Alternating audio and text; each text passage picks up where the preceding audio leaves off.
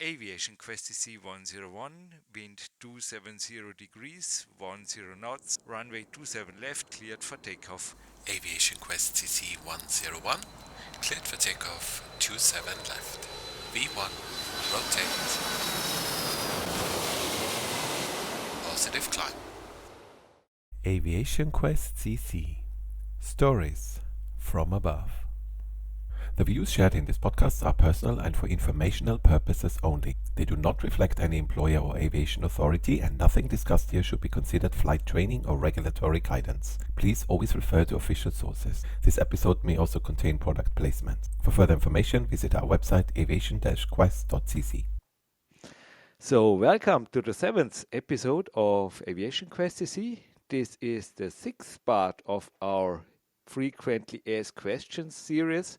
My name is Jürgen Reis. I am one of the two hosts here in the podcast studio, virtual connected. And on the other side, like always, Stefan. Hi. Hey Jürgen, how are you?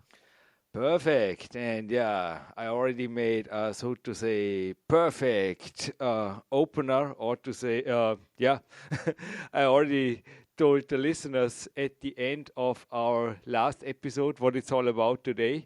And I think you already looked forward for, what did you said, 1 hour at least. So the biggest disadvantages of being a pilot, as I said, there was spoiler alert already in the last podcast. But step by step, I mean, it turned out, as I said before, into a long-term project. But before I forget, this is an audio podcast, but we have the privilege, because of your work, that this is also available on YouTube with a great video. And yeah, did you make a video that is somehow, the biggest disadvantages of being a pilot now on YouTube? Yeah, here we go. No, I think it's just another flight. It's a great flight, I think, huh?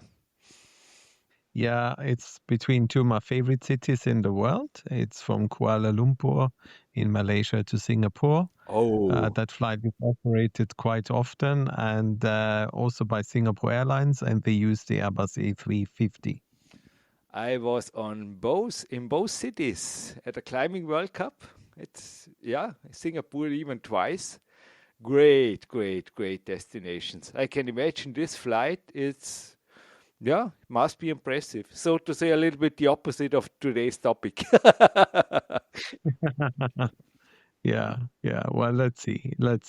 Yeah, let's start with some, literally speaking, the funny side up. So, what are the biggest disadvantages of being a pilot is the topic, but even so, let's start with, you were talking about cabin crew, or we were talking about cabin crew in the last episode.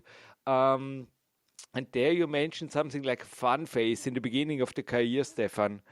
Is something similar also existent in the pilot's career? You know, that you start off and you have, so to say, really easy going and a fun start, or is it serious and straightforward from the first day on in the cockpit? No, it's a very, very slow, gradual process. Of course, you spend a huge amount of time in simulators. That's where all the training happens, for emergencies, engine failures. You do some landing training, crosswind landings, and all that stuff.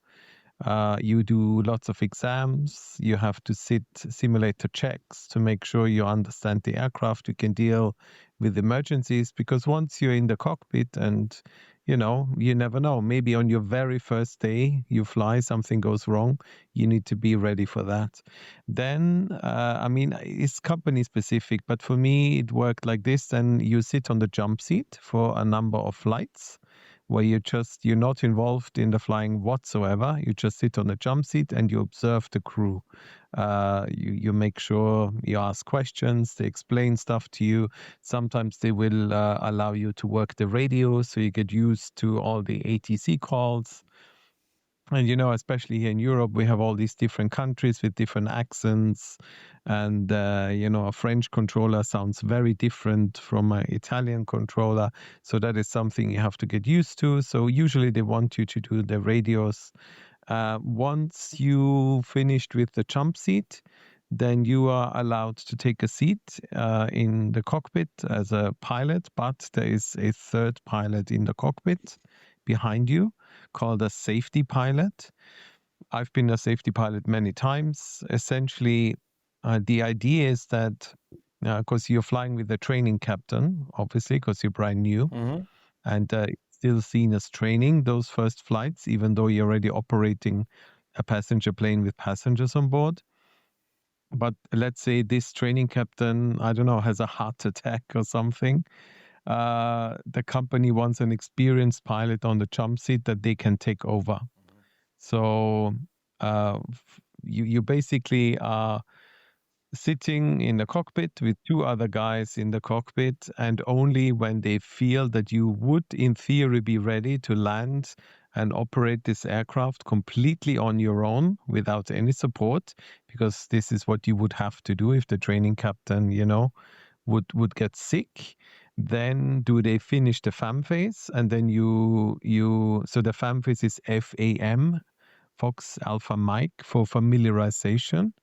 And when that phase is over, you start your flight training.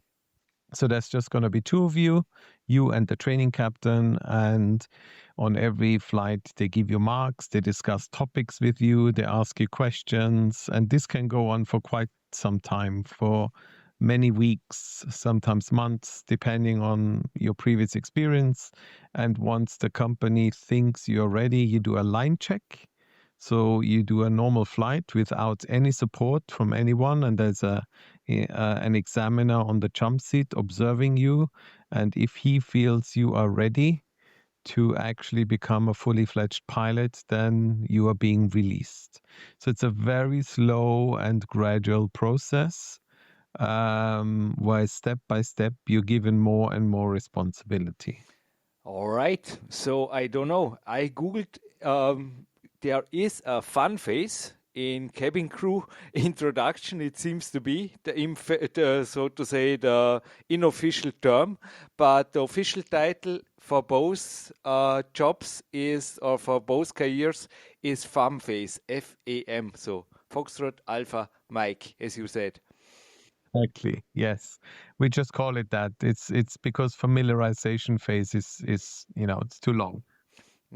Fun. I would call it fun phase, like, but I think this is at least I found out this seemed to be an unofficial term, but I don't know how unofficial it is. Yeah. It seemed to exist in cabin crew, but maybe you can already, this is what this podcast is for. You're an expert. You can say, no, this is wrong. No. Every company has its own little terms. We just call them extras. And it is fun because when you're cabin crew and you are extra, that means legally you don't have to sit on the jump seat for takeoff and landing. So we usually invite them into the cockpit. So when you're cabin crew, you're new to the company. The first few flights, you actually sit in the cockpit for takeoff and landing, which is a great experience. It's also good for us because we can show the new cabin crew, what's going on in the cockpit, so they have a better understanding what's happening during takeoff and landing. So I think it's a win-win. They have fun. We have someone to teach something, to show them. They have a better understanding of our job. So yeah. But they have a fun phase, and the pilots have a fun phase, which is already from the beginning on a little bit more serious, quote unquote. Yeah, I would say so. Once you move from the jump seat into the pilot seat, it's a lot of pressure, a lot of stress. Of course, you always have a guy next to you. Like if he's not happy with your approach, he will just take over. Yeah, this is what I And just mentioned, quote unquote. I mean, it's so to say very serious, but yeah, yeah, I think you have to be, and you will be top motivated to be on your A game from the beginning on. yeah. I mean, the first flight, you have almost 200 people on board. Yeah. You need to know what you're doing. So yeah, but that's why, the simulator training is very, very intense, very detailed. So when you move from the simulator into the real aircraft, you're already very, very familiar with everything. And those simulators, they cost hundreds of millions. They're essentially a one-to-one replica of the real aircraft with everything exactly the same. So the jump from sim to aircraft purely in terms of flying and operating is very easy. It's more the mental picture, all of a sudden this is real and not simulated. And that obviously feels different.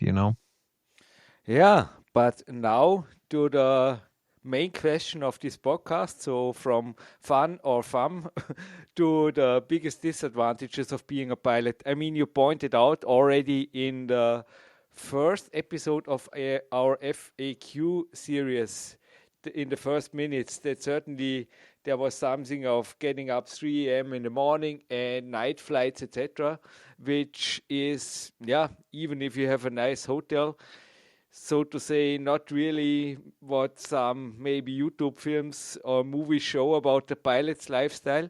It seems from the beginning on, certainly even as a youngster, there are some things to take in consideration when you get into this career, maybe from the beginning on. Yeah, absolutely. So there's no weekend, there's no bank holiday, there's no Christmas, New Year's Eve. These things don't exist. You either fly or you don't fly. I've spent Christmas Eve in Tokyo. I've spent Christmas Eve in a hotel on my own in Düsseldorf. So, this is, you have to understand this kind of a job is more like a lifestyle, not just a job. It will really impinge on your entire life. You will get a roster and it will show you when and where you fly. And this can be in the middle of the night. This can be at 3 in the morning or 10 in the evening or whenever the company needs you. And you can't choose, I don't like flying to, I don't know, Egypt or Greece or whatever. You just have to go there. I'm just, So, I'm just so laughing. Sorry for this, but I was yesterday. I enjoyed this new Aerofly FS4 movie. You yeah, create this just went online 3 days before we record this episode of the podcast. It's on FS Clips. This is your YouTube channel. By the way, yeah. Aviation Quest podcast is ours, so Aviation-Quest podcast, and there you made a little bit introduction how to get into a flight and simplified. You click on an airport, you choose a flight, and here you go. I was just thinking, don't you wish something like this also would work in reality? I think the answer is yes. Huh? Yes. If you could just go to the airport, look at the board and say, "Oh, that looks nice. Yeah, I'm gonna fly that Go today." for That would it, be amazing. like a taxi. Yeah. I mean, look, most airlines will have tools that allow you to influence your roster somewhat. So we have request tools where we can request off days. We can even request certain layovers if we want them.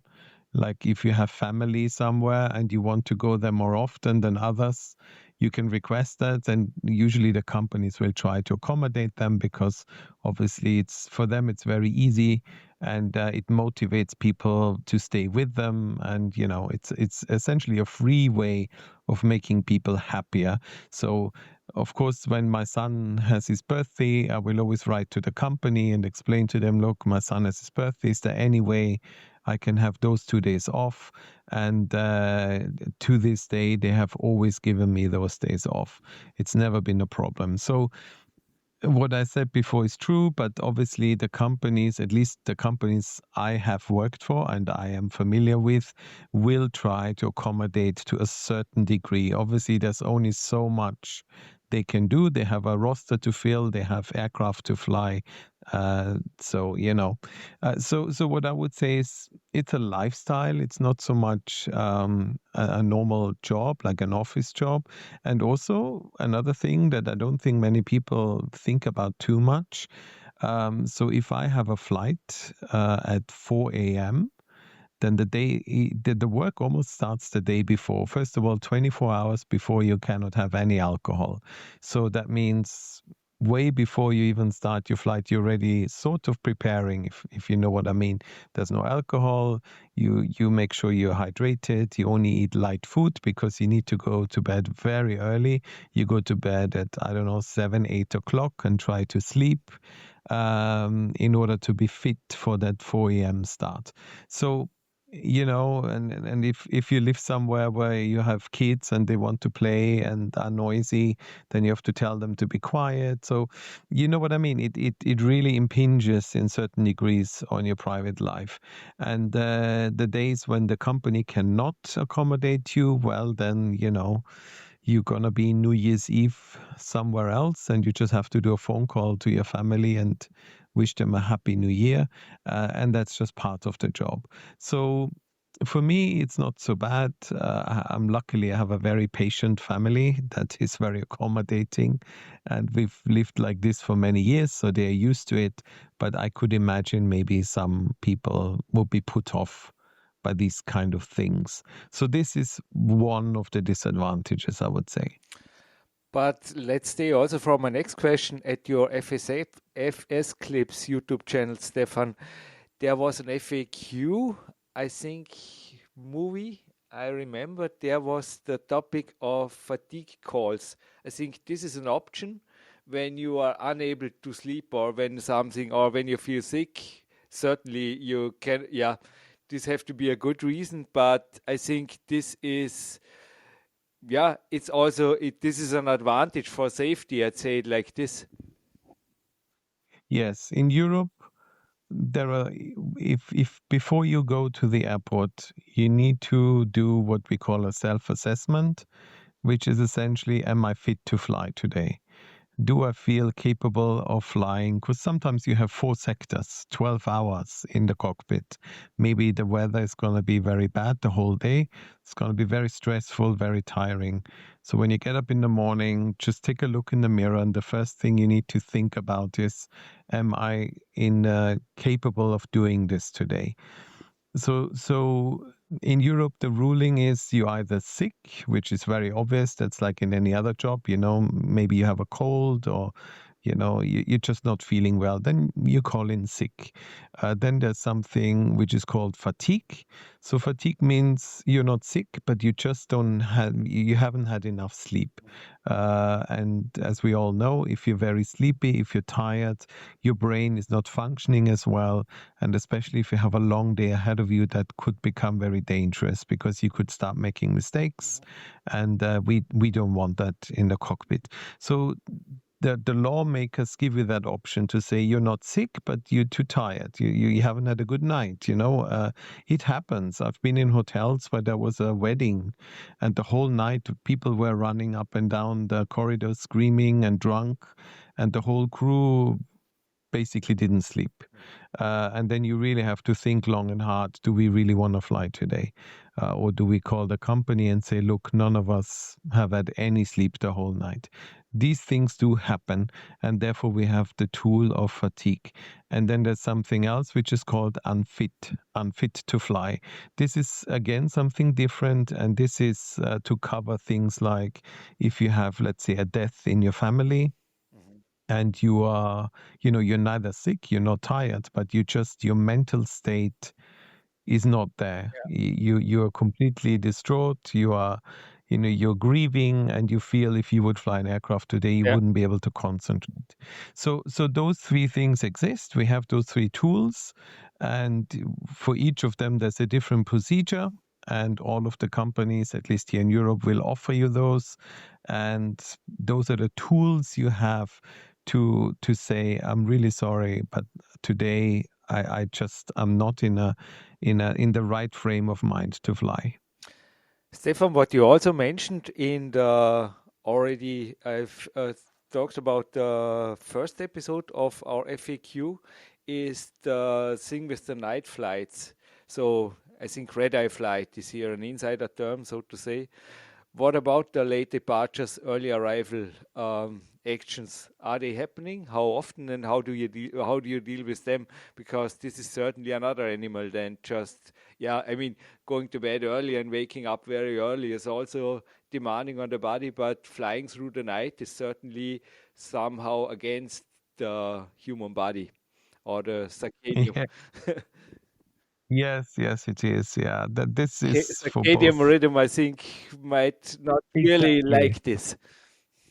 Exactly. Yeah. And this is the most difficult thing because it's very hard to counter it. You have it on long haul and you have it on short haul. On long haul, you have it when you fly to the United States, usually East Coast. Let's say you fly to JFK and then you fly back to Europe. These flights happen overnight and you land at 6 a.m. in the morning or 7 a.m. in the morning in Europe. So you're going to be up the whole night because it's 8 hours. And because the flight is only usually 7-ish hours. There's no enlarged crew, which means there's only two pilots. And therefore, there's not really an allowance to go to bed or to sleep. On short haul, we have the same. We have flights where you check in at 10 o'clock at night and you just fly through the whole night and then you land back where you started at usually 6 or 7 a.m. The kicker on short haul is that when you land at 7 in the morning on the same day, you can do the same flight again.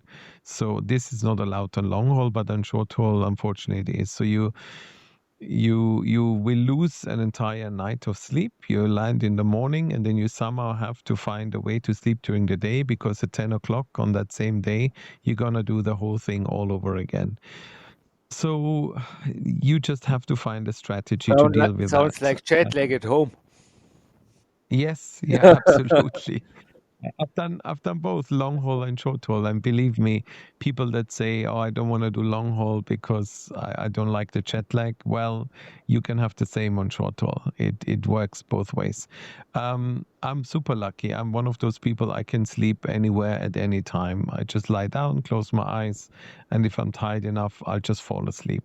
But other people, they just have to find their own strategies and their own things that work for them. So for me, of course, I'm tired if I do it, but getting sleep, generally speaking, for me is not a huge deal. Stefan, just before you were building already the bridge to my next question by mentioning hotels. What about standby? I think this Right, is standby. another factor which is really, yeah, for some people something to take in consideration before they think about the cockpit. Because I think, especially in the beginning phase of the career, you will be, yeah, a lot of standby time. You will spend a lot of standby time in hotel rooms. Yeah. So standby, from a company perspective, if somebody calls in sick or fatigue or whatever, they need to be able to replace that person. So every single day, they have entire complements of crews. So there'll be captains, first officers, pursers, cabin crews on standby every single day. So when it's your turn, you have it in your roster. It just says today you have a standby from, I don't know, 4 a.m. till 4 p.m. That means that you should really be ready to go at any time. So they call you, they say, okay, we need you for a flight. Check-in is at this time. And then really, ideally, you should be able to get to the airport in uniform, ready to go within, depending on the airline, either 60 minutes or 90 minutes. So what that means is on those days, I'm usually at home with the uniform hanging there. Obviously, you don't drink alcohol or anything like this. Yeah, you're just ready. You don't go far away. You don't do any activities where it's very difficult to get, back into the house or something like No that. So podcasting. it's No podcasting with Jürgen. Jürgen don't let you fly this. Exactly. I personally use those days a lot to do training. We have a lot of online training we have to do on a regular basis. That's another thing we can talk about. You're constantly training, you're constantly learning, you're constantly getting things you need to read, long documents where there was a change in the air law or there was a change of this procedure at this airport. So you always have to keep yourself up to date, and standby days are perfect for this. If they don't call you first thing in the morning, you're sitting at home, you read with a cup of tea through all the stuff. You do some exams because obviously we have to do exams ever so often, and that's how I use the time. And if they call me, well, then I close down my iPad and go to the airport. So this is another thing, and because you mentioned hotels, of course, you can also do standbys away from home. We have some places where there's a lot of flights leaving from, but there are only aircraft there, no crews, because they're seasonal bases, like places where we only fly from in the summer, but not in the winter. So from a company perspective, it makes no sense to have crews there the whole year round. So they just put 3 aircraft there in the summer, and in the winter they disappear. So there are all these crews in the hotels, and they fly out of there. But obviously, even those crews, can call in sick. So you also have to be capable of dealing with standbys in a hotel room, which is not so nice. But again, I usually keep all my training and stuff for those days, and then I sit there and use the time as useful as I can. Yeah, this is this was the reason why I asked for the hotel room standby, because I can think that this is much more, boring, so to say. But you already mentioned the learning part, which is certainly a good use of the time. But I can imagine that hotel standbys are certainly, from a mental side, more demanding because of boredom than being at home. Yeah, absolutely. I mean, if you're at home, if you're lucky and it's a Sunday, then your family is there and you basically have family time until they call you, And so then it's actually really nice. But if you're in a hotel room, then you're just alone, especially if it's a winter day where it's raining, you can't even go for a short walk. Then you're just sitting in the hotel room. And if you run out of things to read, then what a lot of us do, we actually have little gaming consoles and stuff. So then you just start, Yeah. gaming Here we and, are. yeah, exactly. Or you read books, Audible is another option. I listen to a lot of books. So, you just have to find your own way to keep yourself busy. But Stefan, also the learning part, I think this is from the, so to say, day one of this career, from flight school to the day you retire. Maybe a pretty unique topic, which is also for many people maybe a disadvantage. I mean, I love learning like you do, but some people might say, is this really, you mentioned already in the beginning of this episode, and I think this was already, but correct me, this was just a type rating, and then get into the cockpit, but the whole flight school, and afterwards, I mean, to be a pilot is a lot of learning. Can I say it like this? From day one, as I said, until you retire. Yeah, absolutely. 100%. And then it's not just learning, it's a lot of exams. So you need to get used to dealing with exams. So every 12 months you have a line check where an examiner sits in the cockpit with you and observes you. Every 6 months you have to go into the simulator where it's 2 days, 4 hours each day, where they throw everything at you that you can imagine. Engine fires, hydraulic failures, TCAS, I don't know, anything you can think of. And again, you're being observed, you're being marked. All this goes into your file. So the company obviously will keep a close eye on your file. So you need to perform. And then obviously we have these online training courses that are legal requirements. You have to be up to date with, transporting dangerous goods. You have to be up to date with winter operations, the latest and greatest when it comes to de-icing and anti-icing. And those are usually, those training courses usually end with an exam, a written exam. So this is just a job. That's the environment. You need to be on top of your game. You need to have a good level of knowledge. So once again, if you get really stressed with every exam, if you really don't like that kind of stuff, then I don't know. I got used to it. It doesn't bother me anymore. I've done it for so many years now. I just do it, study, do the exam, done, and move on. And in a way, it's not a bad thing because these exams and these courses mean that I'm constantly, have everything in the top of my head. I don't forget anything. All the important stuff is always there. And, there's even other things. You have to learn how to firefight. And every 2 years, you have to go on a firefighting course and actually really go into a building which is on fire and firefight. You have to learn how to operate the evacuation slides, slide down the slides. We practice evacuating aircraft. That's every 12 months. And again, there's exams. So it's a very involved job, but I think it's necessary because you have a huge responsibility.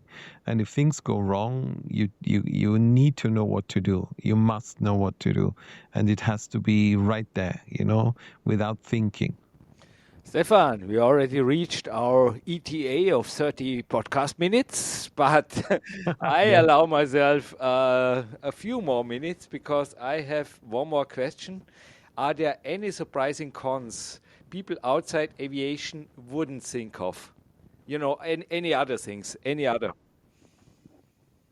Um, For me, another thing I'm not so keen on, generally, it's not a very healthy job, and everybody will agree with that, I think. First of all, your food intake is at all kinds of random hours, which every doctor will tell you is not that great for your body.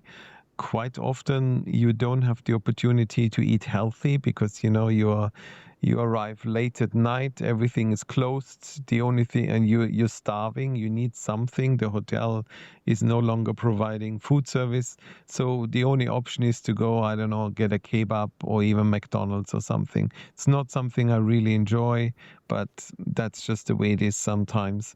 So that's one thing. That that the unhealthy lifestyle, and that combined with, of course, radiation.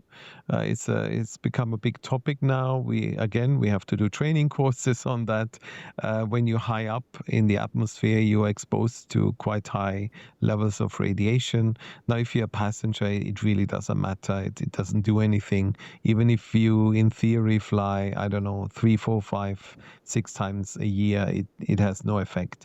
But if this is your life, if you fly almost every single day over 20 years, it will have an effect on you. So we need to learn about it. There's some mitigations that we can do, that companies can do. And so that's another factor, you need to think about that. It's an amazing job. I love it, but it's definitely not a healthy job, if that makes sense. Yeah, I mean, I pointed out already in the premiere episode that I work since 2003 as a coach who also support. I had the privilege also to support pilots with their physical and mental performance and give them nutrition tips, but sometimes it was inevitable that there was no such thing as perfect. We had to somehow, you have to figure out something realistic. And as Stefan said, it's not this is not sports, this is flying. This is not sports competition where everything is perfect. But yeah, as you say, it's a career and pros and cons. And I think we pointed out some of the cons, but certainly I think you are still, as you already also pointed out before, you still love flying despite of all the cons and will fly on. It's certainly, for you, it's absolutely worth the price. Yeah. I think the cons outweigh the pros outweigh the cons by far, and I think any job you look at, any profession you look at, you will find good things Absolutely. and bad things, Absolutely.